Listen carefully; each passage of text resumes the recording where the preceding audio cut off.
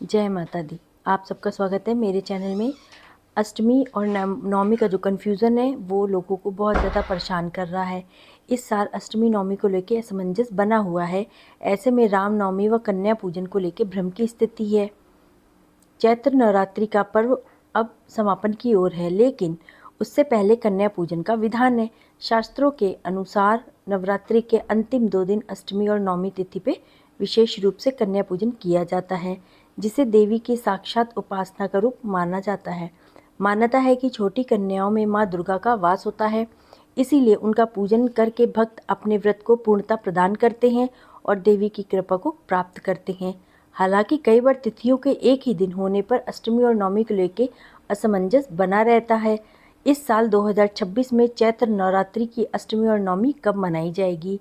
इस बार चैत्र महीने के शुक्ल पक्ष की अष्टमी तिथि की शुरुआत 25 मार्च 2026 की दोपहर 1:50 पे हो रही है। इस तिथि का समापन 26 मार्च को सुबह 11:48 पे माना जा रहा है। उत्तरीय तिथि के अनुसार चैत्र नवरात्रि में 26 मार्च 2026 को गुरुवार को अष्टमी होगी और कन्या पूजन किया जाएगा। अष्टमी कन्या पूजन का शुभ मुहूर्त इस प्रकार है।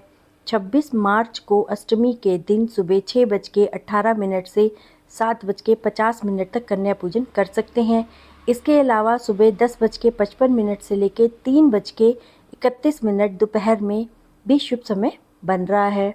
पंचांग के मुताबिक चैत्र महीने के शुक्ल पक्ष की नवमी तिथि 26 मार्च 2026 को सुबह 11:48 से शुरू हो रही है और इस तिथि का समापन 27 मार्च की सुबह 10:06 पे होगा।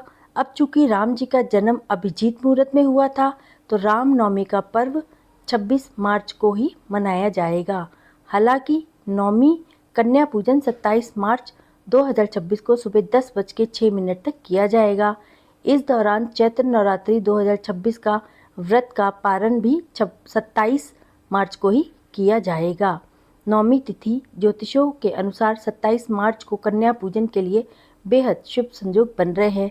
इस तिथि पे सर्वार्थ सिद्धि योग और इसके साथ साथ रवि योग भी बन रहा है।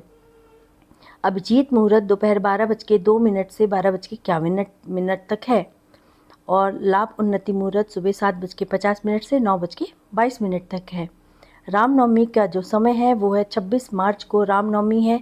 इस दिन सुबह 11:13 से लेके दोपहर 1:41 तक भगवान राम की पूजा करने का शुभ अवसर बताया जा रहा है। इसके अलावा दोपहर 12:27 पे दोपहर की बेला मनाई जाती है, जिसे श्री राम का वास्तविक जन्म का समय माना जाता है। इस प्रकार से इसको हम पूरा करेंगे। नवरात्रि व्रत के पारण की विधि। रामनवमी पे देवी दुर्गा का विधि विधान से पूजा करें। देवी को हलवा, पूरी, चना, काले चने का भोग लगाएं। इसके दौरान नारियल का प्रसाद भी निकालें। कन्याओं को भोजन कराएं। कन्याओं के पैर छू के आशीर्वाद लें। क्षमता अनुसार या फिर जरूरतमंदों को दान दें। अंत में पूजा और व्रत में की गई भूल चूक की माफ़ी मांगे। सुख समृद्धि की कामना करें। इस प्रकार से हमारा अष्टमी और नवमी का जो पूजन है इस तिथि के अनुसार ही होगा। इस मुहूर्त के अनुसार ही करने से सारी दुख और तकलीफ़ों का अंत होगा।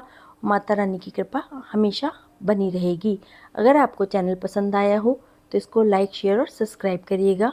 धन्यवाद। जय माता दी।